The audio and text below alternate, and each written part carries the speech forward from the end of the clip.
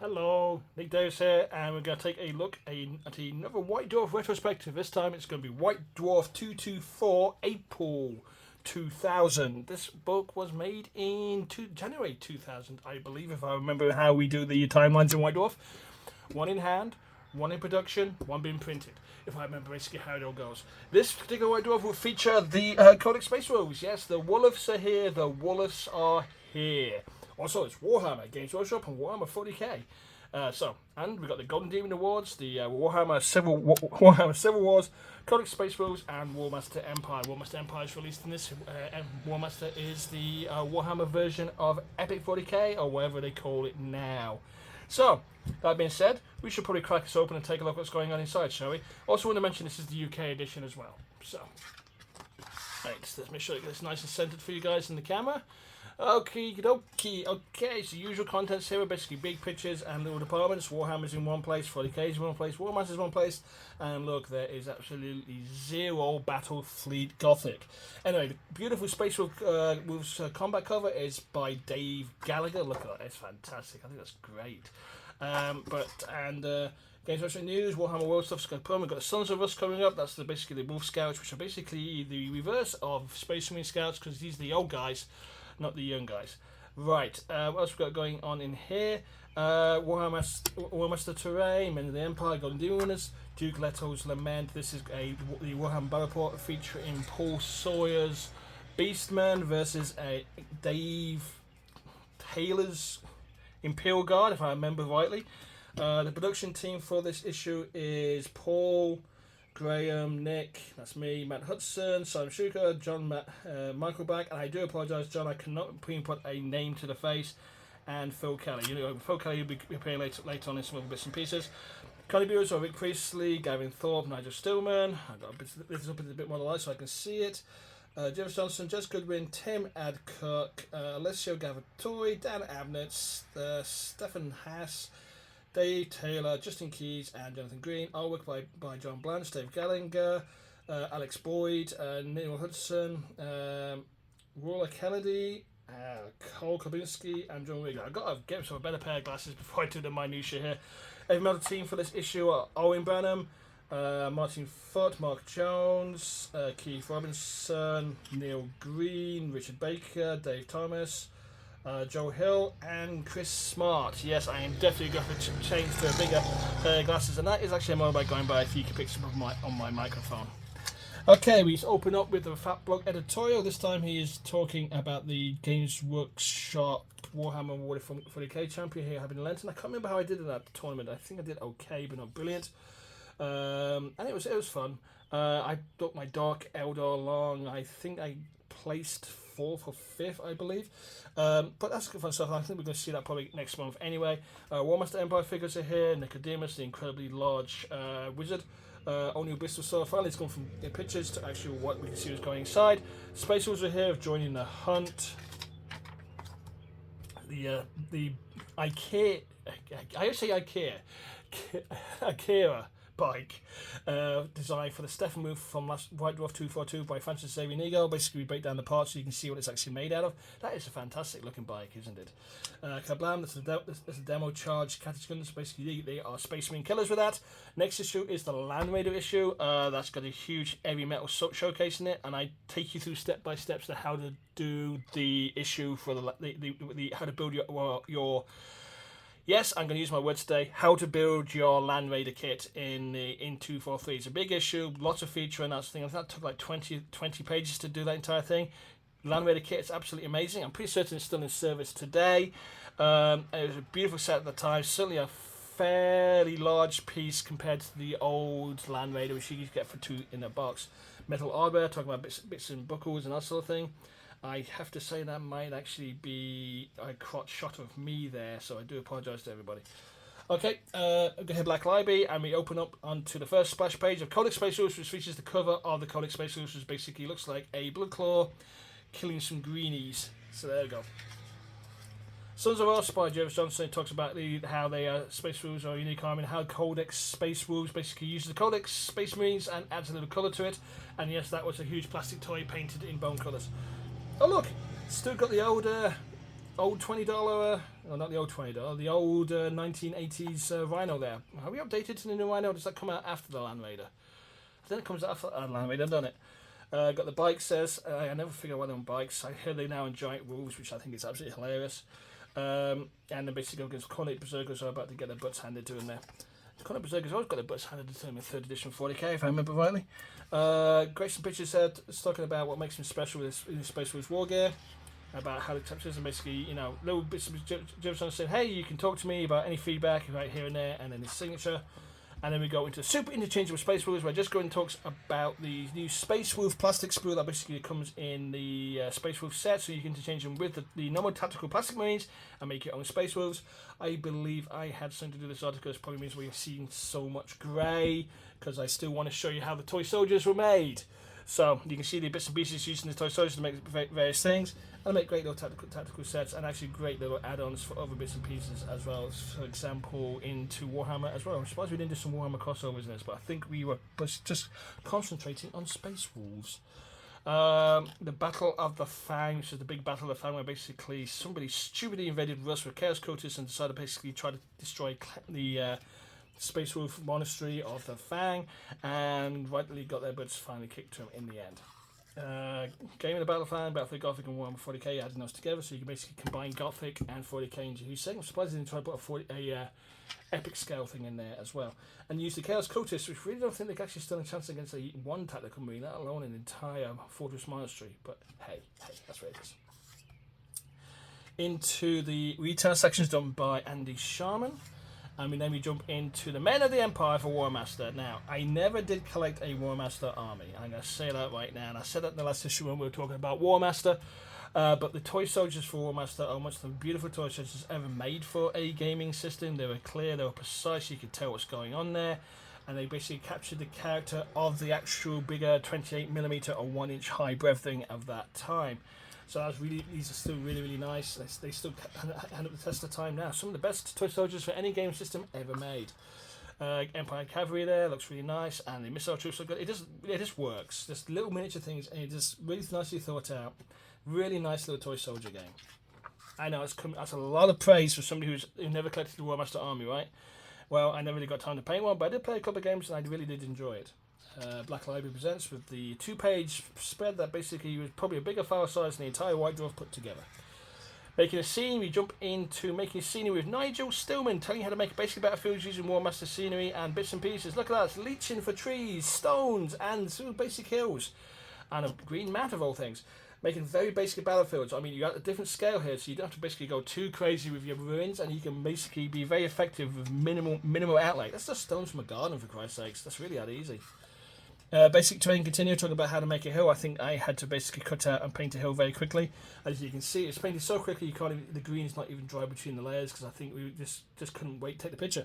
I think they finally done it in the studio. It may still be knocking around the studio in some of the many pieces of terrain they have there for basically for gaming on. Then we got basically used little. It's fun. These are not. They're from basically that is from a historical wargaming set. They were resin buildings, so I remember rightly. These stone ruins were made from basically broken down plastic card or foam board, and you can just go crazy because it is warfare at a different scale. Look at that! Look, that's neat little battlefield, isn't it? And the outlay for that's really dirt cheap. Those will be plastic buildings, plastic and resin buildings you can pick up at the time very cheap for much historical wargaming. That will be the same way too. It actually might be an aquarium castle, and basically you can see the other bits and pieces there. You don't need me to point it out for you. Then we go into Golden Demon winners of 1999. They were some beautiful demons, and that is Jakob Nelson, who basically joined the heavy metal painting team after this. Beautiful painted toy soldiers. Look at that. These are just artworks. They really are. Wow. I'm not going to give you any commentary. I'm just basically going to walk you through each one of these, so you can just go look and go, these are really neat. I like that wizard staff. And especially with the little diorama in the end there. That's cool. So beautiful toy soldiers. 4K squad. I love the Spartan squad here. I think they basically translated into the Minotaurs now. Great little Sons of Sparta. Sons of Spartas, but basically I think that's the look of the Minotaurs. Vehicles are great. Love the bomber here. That's fantastic. Little orc trucks, kind of interesting build as well.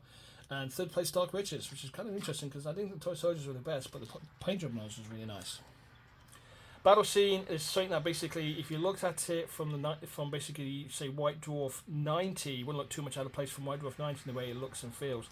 Love the dragon coming out of the hole. It's got a really old school fantasy feel about it. That's really nice. I like that. That was by Patrick Schoenmaker. Battle scene is Jakob Nielsen's battle scene, basically the Bloodthirster versus the Demon of Slanesh. That was actually really natively done. I love the way they're basically supporting off each other there. That's really nice. Third place, Dog Green 3 Beach by Kevin Downey. I am nicely done. I find it a little confusing to follow the story in Ned, but it's really nicely done. Necromunda Gangs, House Escher always seem to get the first places because they're actually nice toy soldiers, so I don't mind Jez Goodwin. Surprised to see a couple of Goliaths in second and third, but that's not what it is. Forgot we had a Battlefield Gothic category for Golden Demon 1999, and as you can see, the Elder Corsairs are pretty much nabbing it all, apart from the Orc fleet at the top there, because the Imperial Gothic ships and the Chaos ships don't really loan themselves to very good painting, but those do look really nice, don't they? Warhammer Command Groups there. I tell you, this is a big issue on Golden Demon 99, so this is a treat for basically miniature painters. That is Warhammer Command Group with Lord Flashheart and the Black Adder Warhammer Years. So there's Baldric, there's Black Adder. I think we could have even made it even more Black Adder-ish if we really worked on it. And we could have done a better insert on those pictures too, but that's just the way it is. Nice Warhammer single miniatures there. Ooh, that new top, that Phoenix Guard is pretty cool. And basically, Cersei winner 2 for High Prince Tyrion. That is really nicely done. Look at that. Insane amount of detail people can paint onto these toy soldiers. I am absolutely blown away, and I can only say these are really well done. And good job to Jake and Nielsen. And everybody who got featured in the Golden Demon 1990 Awards, you guys are all complete stonkers in my blog, and that is a very good thing. Civil War by Jonathan Green. Jonathan Green, I was looking at this earlier, I was trying to place in there. I think Jonathan Green was part of the Games Workshop Australia staff at that time. And we were basically... was he one of the gaming guys, game developers, or one of the trainee game developers? Maybe he's one of the trainee game developers. It's all a blur, I have to say. I'm sorry I can't give you exact who that could be. But let's just talk about how to fight civil wars, Lizardmen versus Lizardmen. That's an understanding over basically a piece of prophecy, which is kind of a neat way of doing it. How basically these people end up fighting each other because it happens. And the majority of civil war fights, as they always are, over a piece of misunderstanding or ideological dogma. So that's pretty cool that way there. But I really like the fact that basically we feature Lizardmen and Lizardmen, because people going, lizard fight, lizards? Yeah. That must have been a fight of like who runs away first. Nah, not really, because it's sort of slant, it's sort of... Hang on, let's look at the two armies here for a second. That's actually my army. That's my Lizardmen. Oh my gosh. Against the studio Lizardmen. So there we go, I managed to sneak my army into White Dwarf again. That is amazing. Well done, Nick. What's on by Jonathan Green? Basically, it's adding more colour to Warhammer. There was a severe drought of Warhammer articles, so I think we're just throwing a load together to give extra colour to your games and make people remember, hey, Warhammer's still there, and it's actually a pretty neat gaming system, and it actually is a pretty neat gaming system. But this is basically Warpstone talking about Skaven bits and pieces, and we're going to come to the second surprise of this issue, which we'll get there in one moment. Basically special rules for basically fighting these Skaven, and Skaven, because we're doing special rule packs this time. That is Claw Muscat. Did I build that Claw Muscat? I think I did, didn't I? Let's bring up that.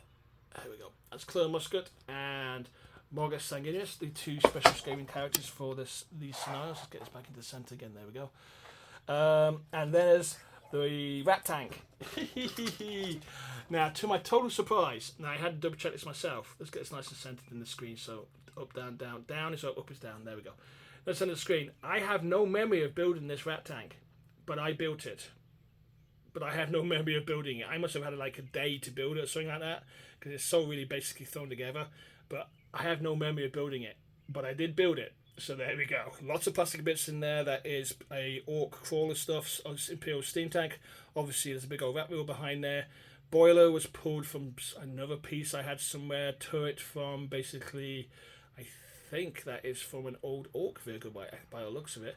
So all bits and pieces thrown together there, but I have no memory of building it. I know, crazy, right? But that was many years ago, and lots of things have happened in the last couple of decades to me.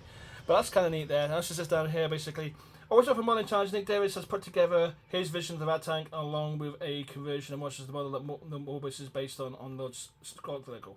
For Clonemaster, we're using a Warlock Engineer model where the Rat Tank uses hits from the Doom Wheel, Dwarf Flame Cannon, Imperial Steam Tank, Imperial Guard, Tank Tracks, Orc Vehicle Ports. It sounds like a lot, but with all the extra rules, this thing had to have a lot of things added to it. So yes, I was a lot of stuff going in. I had no idea I had a Dwarf Flame Cannon. That's probably where the boiler part is from. Wow. Into the retail section there again. This is basically the Shaman stuff. Again, he contributed at this point 12 pages to each White Dwarf magazine, which means 12 pages less for us to do. Fantastic guy. And the Games Workshop Army of the Month is Aurora chapter from Games Workshop Bristol. Looking for the guy's name. Did we manage to print an entire chapter? Oh, Sean. I have named Sean. I don't actually have the guy's name in the text there. That is insane. How would you manage to do this entire thing but not put the guy's name in there? Anyway, Sean from Bristol, you have a nice Space Marine army. Then we're going to making a Sentinel, basically, how to basically add conversions to your Sentinel, basically make it, pretty and interesting. London Colin Dixon's Imperial Sentinel of the Future thing. It's got a very much 2000 AD feel to it. Use of flamers and bits and pieces. You can just stick these onto his left, right, and centre and make these look really, really neat. I think I probably put this together, but I don't think I have contributed anything to this article, which I know is really weird for an Imperial Guard Army article, but I did put this together. Then we go into a comic book strip for basically Gaunt's Ghostmakers, featuring the Tanner first and only. Nice introductory scenario thing. This is very placid and bland, I thought. Yeah. But I won't go into comic book storytelling. It's basically my big thing at this moment in time. I've been doing it for some time now, and I can tell you this doesn't really tell any story, but it's nice highlighting different characters. But how, they got Milo standing out there. It's like, look at him, he's so brave. We've got shooting around him, and he doesn't even look like he's like 17. He looks like he's like 30, like, Bran over there. Anyhow, interesting comic strip there. Then we go into the Emperor Needs You, a Imperial Guard Battle Force, if you like Cataclysm, that is, featuring a Leman Ross, 2 Sentinels, and a box of Cataclysm Warriors. Then we go to painting Warmaster armies. Speed painted by Graham Davey, who basically painted a fantastically beautiful Empire army. I think it was Empire army did. Yes, it was. Very, very quickly, and you can paint these guys really quick. I am very surprised I never painted an army. I loved the game, just never got around to it. So he had a Warmaster army, really nice. Stefan Hess, Warhammer champion, there, he's talking about his army there. Martin there's talking about dry brushing. Just you can paint them real fast because they're really small, and effective uses of colour can make them look really nice. The Grand Pageant 1999. Grand Pageant 1999 is Warhammer's exhibition hall with over 100 gamers participated in 3 separate competitions. This is the Warhammer Grand Pageant. Look at that. That's fantastic. Some of the best armies that appeared there. I know they do these armies are still, these pageants of Warhammer games are still going on now. There was a period that kind of stopped them, and I got no idea why. But then they figured, hey, if you don't feed the hobby and play in the hobby, people ain't going to buy your stuff. So, but that's glad they changed their mind on that. That's a nice Skaven army there. I like the Orc Giant. That's really neat. Actually, that's 2 Dog Giants, isn't it? This guy had one as well. So maybe there was something going on here we didn't know about. Anyhow, still kind of neat. Liked it. And then we got Robert's Vampire Counts. And I think the army size was like 1,000 points, something like that. So you had to be really creative with what your armies could be like. So, but that's nice. I like that. Jonathan Carter's Nurgle Chaos Warrior Army. Oh, look at these bases. These are fantastic. I mean, not if the people put into these armies to basically play are great and fantastic. I was never like this when I painted my toy soldiers. I just wanted to get into a good enough standard so they look kind of neat on the battlefield, and that's about it. It looks really nice too. Grand Champion Bill Edwards with his Tomb King's army, and look at that. These bases are off the hook insane. I love every minute of it. Look at that Goblin army down there. Wow, that's Stefan. He came all the way from friggin' Sweden. Jesus. And we got for hire, Nicholas, greatest wizard in the known world, playing into Weirdstone. He's the greatest wizard in the entire world because basically he captured a demon and wanted to be the greatest wizard in the entire world, and the demon granted his wish by making him the greatest, as in the biggest wizard ever, and he uses Weirdstone to basically stop himself from growing. I think it was supposed to be a normal sized wizard, and we kind of got scooped a little bit too big, but we ran with it and we got a nice cool character, and actually a nice miniature out of it too. Duke Leto's Lamant. It's Paul Sawyer, Dave Taylor, and Justin Keys put together a Warhammer battle. This features Paul's beautifully painted Beastman army here.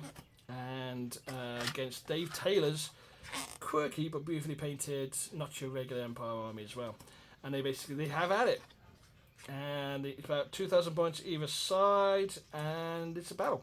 And it's at least as nice and neat battle because both these guys are really experienced at playing their armies.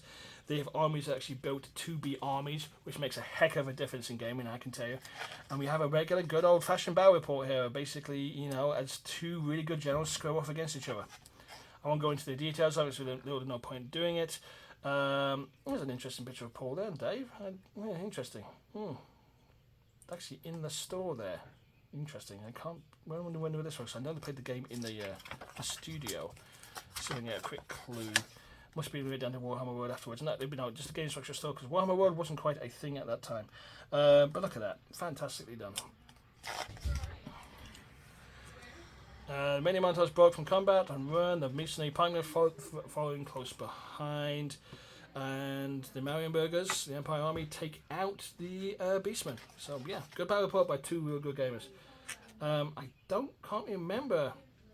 They played this in the studio, so I don't know when they played. Actually, they played something different down in the store, but I think it's 25 years ago, so I can't remember everything. And you know, it's just one of those things. This actually might have been in Australia by the looks of it, places as well. Then we got Mellow Space Wolves, the Sons of Wolves. The Mellow section was basically built by me every month, and my general thing about doing basically Mellow sections is to show you as many toy soldiers as you possibly can, so you can ring them around and basically go stare at them hours and drool them, that sort of thing.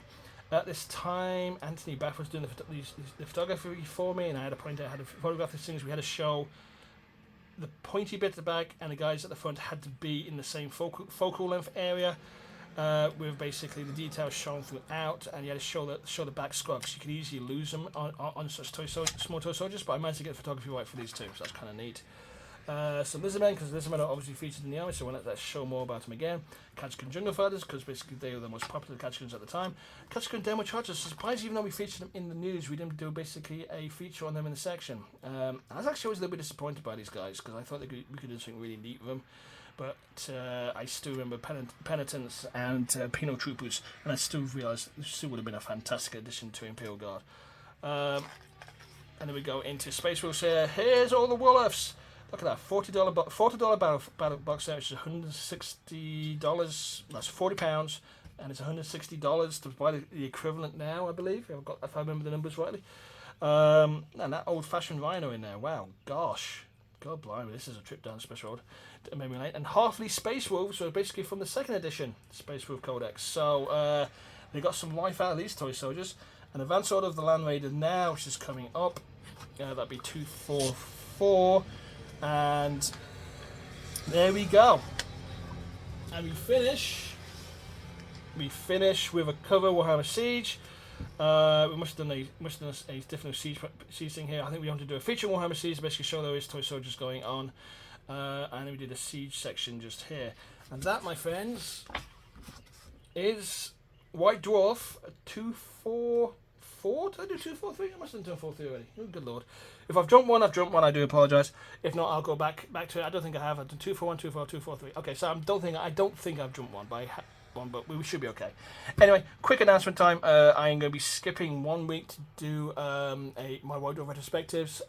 It's for 244. You have to wait a couple of weeks for that. I have some personal stuff I need to get out of the way next week, and I won't be able to do any retrospectives, and I don't really have time to do a filler one at that time, so I do apologise. Anyway, I want to thank you all for coming this far with me. If you like what you see, you want me to do more gaming retrospectives, please drop a coin on my Patreon. I'll help support my cartoon endeavours by doing the same sort of thing, or picking up a copy of Let's Play Monsters in the link below. I do appreciate anybody who helps me do that. That being said, I want to wish you all a fantastic evening and play well, and I will see you again real soon. So this is Nick Davis saying, play well.